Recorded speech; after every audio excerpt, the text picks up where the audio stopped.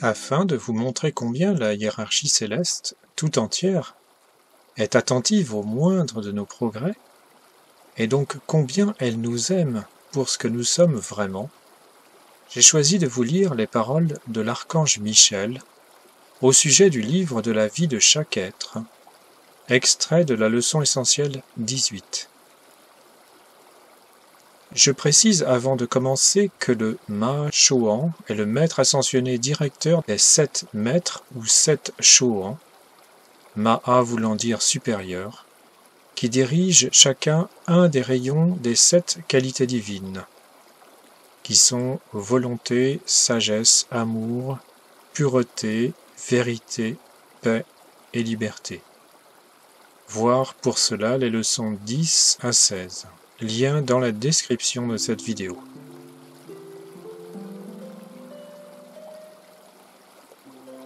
Les maîtres ascensionnés et la Légion angélique servent tous sous la loi cosmique avec amour, pour un but déterminé, libérer toute l'humanité. Quand le livre de vie d'un étudiant montre un solde d'énergie qualifié de manière constructive suffisant pour clore, sceller et boucler le journal du pèlerinage terrestre, le Maha Chohan le place dans la bibliothèque cosmique. La bibliothèque du Maha Chohan contient l'enregistrement définitif du voyage terrestre de tout être ascensionné. Elle est blanche comme neige, et, du plancher jusqu'au plafond, vous voyez une multitude de livres du jugement. Ces livres contiennent l'enregistrement de l'expérience de vie de chacun dont le Dieu de miséricorde, par l'intermédiaire d'un être appartenant à la cour personnelle du maître ascensionné féminin Kuan Yin, a éliminé tout enregistrement de détresse en ne laissant subsister que les bons enregistrements. Quand l'ultime victoire de l'ascension est obtenue, l'être, sur le point de recevoir cette ascension, signe le livre de son nom intérieur, à la fin du dernier chapitre. Puis, le Maha Chohan signe de son nom, et le Seigneur du monde, Gautama, fait de même. Le fermoir d'or est bouclé et la clé placée dans son réceptacle secret. Au milieu de réjouissances générales, le livre de la vie rejoint sa place parmi les autres volumes qui représentent tous ceux qui sont libres pour toujours. Certains livres sont petits, ce sont les innocents qui vinrent avec moi, Archange Michel, et retournèrent à la maison sans être souillés. D'autres livres, comme les vôtres, en tant qu'esprit gardien, sont aussi gros que les Bibles anciennes sur lesquelles se penchaient vos grands-parents. À côté de cette bibliothèque de la Légion ascensionnée, il y a la grande bibliothèque dans laquelle sont placés à la fin de chaque vie terrestre les livres de vie des élèves non ascensionnés, c'est-à-dire vous qui m'écoutez.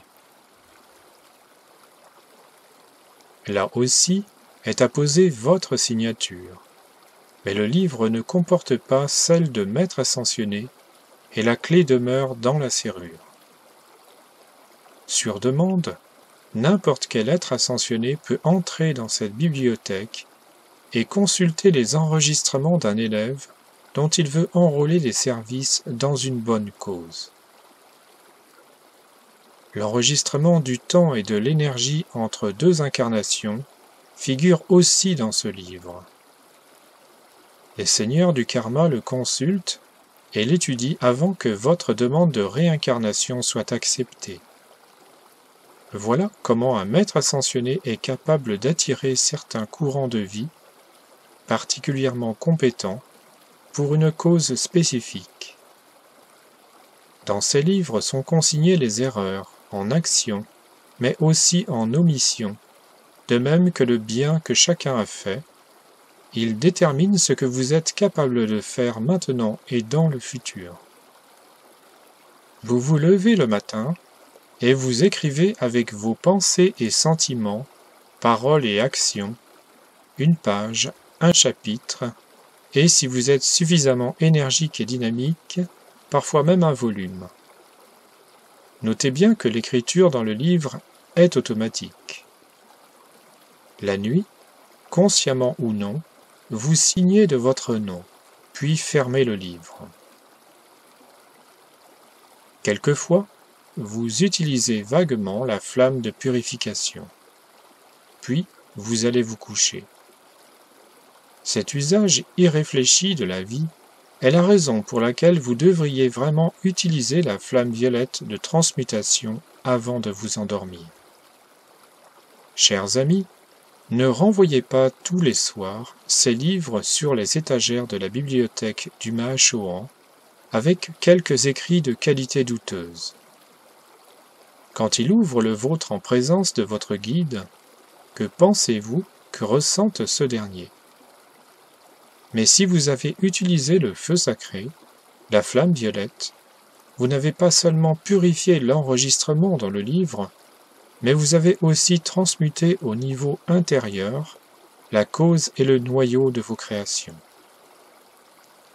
Par l'usage du feu violet, vous pouvez condenser l'histoire de votre vie. Il suffit que vous soyez disposé à revenir au commencement des temps. Vous n'avez pas besoin de tous les détails. Faites juste remonter la flamme violette purifiante vers le passé au travers de tout votre courant de vie. Je me permets de proposer ce décret.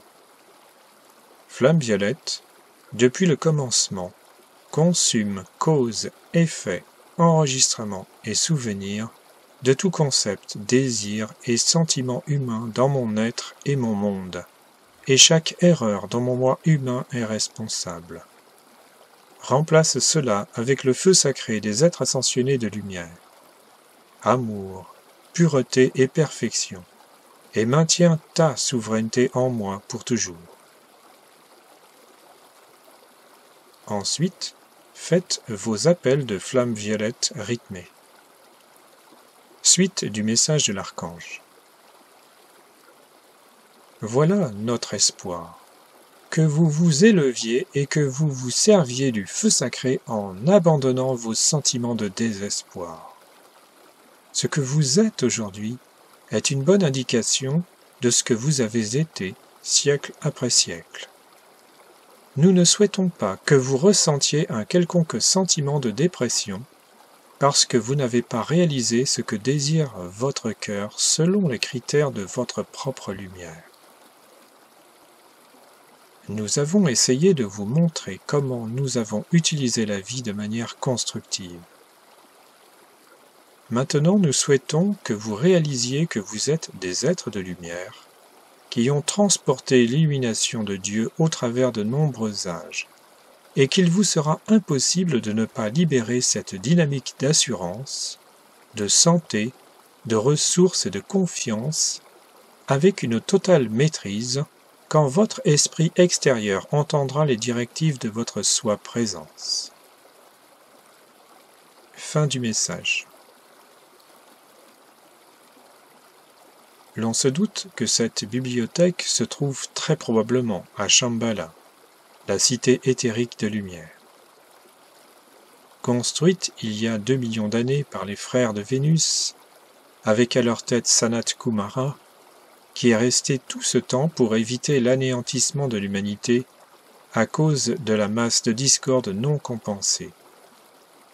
Sanat Kumara, à qui nous devons donc la vie, est seulement rentré sur la sphère de Vénus il y a 60 ans, pour se préparer à la grande vague de lumière qui arrive bientôt au niveau du système solaire.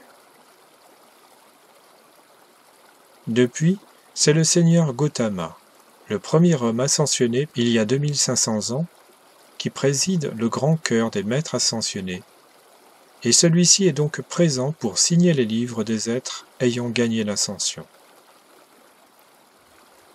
Maintenant, chacun de nous souhaite très certainement enjoliver son livre de belle qualité divine et de talents multiples ce qui attirera l'attention des maîtres ascensionnés vers les étudiants les plus perfectionnés, qui font bien la différence entre les désirs humains hypnotiques et les désirs constructifs ou divins. Or, bien des étudiants justifient des désirs humains en prétendant qu'ils viennent tout droit de la présence, et ce type de duplicité n'est pas vraiment à la gloire de l'étudiant. Les rayons de la vérité et du discernement sont à développer en priorité dans ce cas. Ainsi, il s'agit d'améliorer notre être et de développer les 7 qualités des 7 rayons. Pour commencer le premier, le courage dans l'action, car nous sommes désormais au temps de l'action. Les personnes sur Terre qui désirent sincèrement s'améliorer et monter leur vibration en lumière sont encore rares, et cela remplit de joie les maîtres qui nous suivent.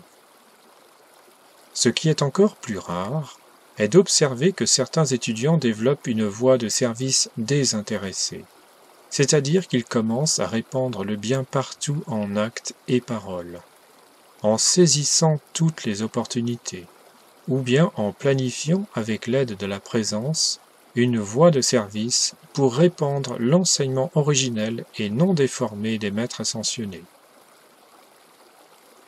Désintéressé veut dire ne rien demander en échange, donner pour aider, valoriser, soutenir toute personne qui ploie sous la pression des circonstances, et ainsi l'aider à retrouver du courage et à prendre de bonnes résolutions. Cela donc sans aucune prise de pouvoir bien évidemment, car il faut surveiller toute velléité de l'ego. Cette voie de service est la porte ouverte à l'abondance de la présence, car l'étudiant qui donne son temps à servir année après année et amplifie l'activité du feu sacré dans son corps avec ses appels quotidiens, ses contemplations, le cœur vibrant d'amour pour sa présence, voit la plupart de ses besoins essentiels comblés par la vie. Ainsi, jour après jour, nous embellissons notre livre de vie en effaçant les actions douteuses par la flamme violette et en aimant plus que toute autre chose notre merveilleuse présence. Cela ne pourra que consolider notre chemin vers la victoire de l'ascension. Je vous remercie, André Riviera, pour contemplativeart.com.